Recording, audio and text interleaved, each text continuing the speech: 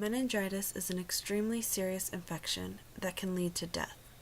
Although, in our world today, many people do recover, but they can be left with permanent damage and disabilities. According to the CDC, the United States has approximately 4,100 cases occurring every year, resulting in about 500 deaths. What makes this infection so dangerous is that it causes inflammation in the meninges and cerebral spinal fluid surrounding the brain and spinal cord. There are two main types of meningitis. The first is bacterial, which is most commonly caused by the organisms Streptococcus pneumoniae and Neisseria meningitidis. The other type is viral, which is commonly caused by enteroviruses, arboviruses, HIV, and the herpes simplex virus.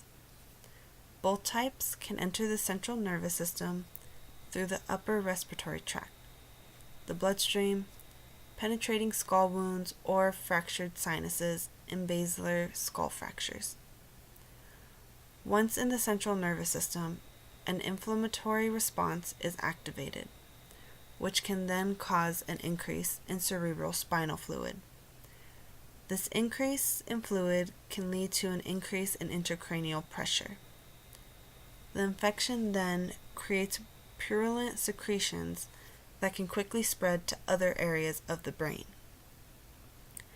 These secretions cover cranial nerves and other intracranial structures, which leads to an increase in intracranial pressure and generalized cerebral edema.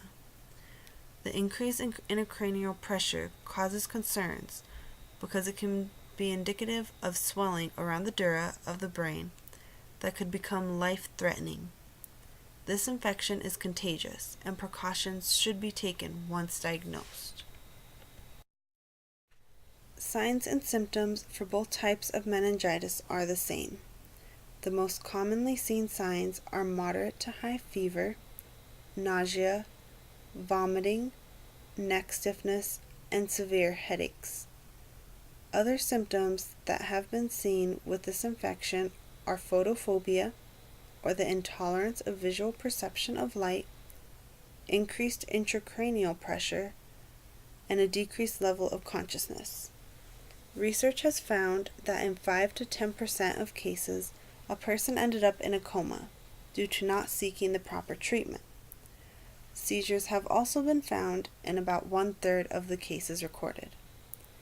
Lastly, if the infecting meningitis organism is Meningococcus, it is common to see a skin rash over the body, and petechia may be seen on the abdomen, lower extremities, and mucous membranes. Petechia appears as round spots or pinpoints as a result of bleeding. These spots can be red, brown, or purple in color. They commonly appear in clusters on the skin that can be misidentified as a skin rash. Diagnostic tests for meningitis includes a lumbar puncture to analyze the CSF for viral and bacterial meningitis. This will vary in ranges for protein, glucose, white blood cells, and appearance depending on if it is viral or bacterial. A CT scan of the brain is done to rule out an obstruction and can show hydrocephalus or increased ICP. Gram stains and blood cultures are done to determine the bacteria in bacterial meningitis. A PCR called Expert EV is done to diagnose the virus in viral meningitis. Common medications that are used for treating meningitis are IV antibiotics such as penicillin or cephalosporins for bacterial meningitis, and it helps to treat the infection. Codeine is given as a pain reliever and can help with the headaches. Dexamethasone can decrease the inflammation. Tylenol or aspirin is given to reduce fever. The mannitol is a diuretic and can help to decrease the ICP. And Keppra or Dilatin is given for seizures if needed. Nursing actions for meningitis include vital signs, neurologic assessment, Skin, lung, and pain assessment should be done regularly, as well as intake and output. Some nursing treatments that can be done are darken the room, place the patient in a comfortable position with the head of the bed 30 degrees or lower. If the fever is resistant to the antipyretics, you can use a cooling blanket or sponge bath. And then you'll want to minimize environmental stimuli. Collaborative treatments are done to treat ICP caused by meningitis. Drug therapy with the common medications that were mentioned earlier is important in reducing the swelling. Laboratory tests such as a complete blood count, coagulation profile, electrolyte levels, glucose, and ABGs are typically ordered. Nutritional therapy must be initiated because malnutrition promotes cerebral edema. Cerebral oxygenation monitors can measure brain oxygenation, perfusion, and temperature. This is done to ensure that there is adequate oxygenation for the brain to function. Intracranial pressure monitoring devices are inserted into the brain and can drain CSF to the desired level ordered by the healthcare provider. Common side effects of meningitis include deafness, seizures, dementia, hydrocephalus, and reassessment of the sensory, cognitive, and motor abilities should be done after treatment. Okay, the next nursing diagnosis is decreased intracranial adaptive capacity related to cerebral edema caused by infection of the meninges, as evidenced by decreased level of consciousness, increased intracranial pressure above 10 millimeters per mercury, patient complaining of headache, patient complaining of neck ache, and in a bacterial infection, a positive bacterial cerebral spinal fluid sample result. This would be a more common nursing diagnosis for meningitis, bacterial or viral, and really hits all of the areas that we would need to address for nursing interventions for a patient with meningitis. So I added in some other nursing diagnoses just to get the full spectrum of what we're looking at with meningitis. So this one we're looking at excess fluid volume related to bacterial infection of the meninges resulting in cerebral edema, damaging the hypothalamus, which would create syndrome of inappropriate secretion of antidiuretic hormone, so SIADH, as evidenced by hyponatremia, patient complaining of headache, nausea, and confusion. So this one is when that intracranial pressure then puts pressure there on the hypothalamus, which you can see sort of the region in that picture there, greenish coloring. This creates further complications with that inappropriate secretion of the antidiuretic hormone, which then will throw the sodium levels in the body out of whack, which can further complicate fluid balance, especially intracranial pressure related. So this is a good one to look out for and to watch sodium levels while you're caring for a patient with meningitis. The third nursing diagnosis is hyperthermia related to infection of the meninges as evidenced by elevated temperature. It's important to treat and manage temperature in an individual with meningitis because a high temperature can increase cerebral edema. And the more cerebral edema, especially if it's an acute rise, can lead to seizures. Also, high temperatures can eventually lead to neurological damage. So we need to make sure that we create a consistent medication regimen when giving antipyretics for a patient with meningitis.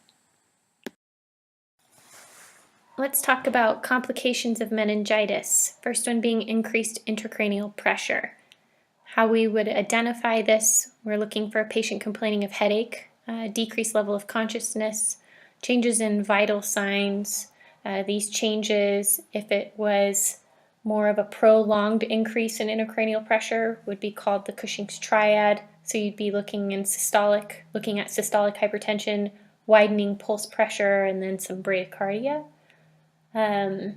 Next would be vision changes as we see pressure build on those structures within the brain. You'll see, like on the optic nerve, you can see vision loss. We'll talk more about that in the next complication. So actions that would be preventative would be using an assessment tool to assess a level of consciousness, like the Glasgow Coma Scale. Lewis cites that an 8 or less results in needing collaborative care of intracranial pressure monitoring. Some other things to do would be elevating the head of the bed 30 degrees. You don't want to go above 30 degrees because then you could take the risk of lowering the systemic blood pressure, which could cause some more pressure issues. Medications, such as the ones listed earlier, mannitol, hypertonic saline solution, corticosteroids, antipyretics, barbiturates, which would actually decrease cerebral metabolism. I found that interesting. And then some other things like nutritional therapy can also help prevent cerebral edema. And then again, with anything, adequate ventilation is really important, especially here because we want to make sure that the brain is perfused effectively. Next complication of meningitis would be residual neurological dysfunction. Ways to identify would be vision changes, unequal pupils, facial paresis, tinnitus. This is all resulting from cerebral edema, putting pressure onto the optic nerve, other cranial nerves, and other areas of the brain, particularly cranial nerves though. So some preventative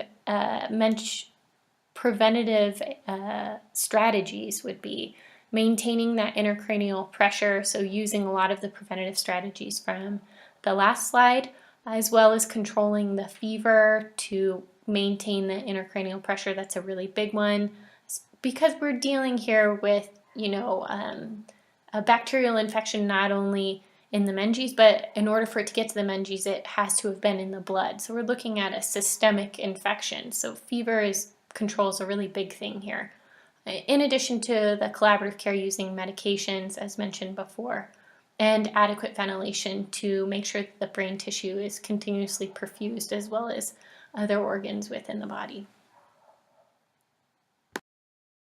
Another more serious complication of meningitis would be the Waterhouse-Friderichsen syndrome.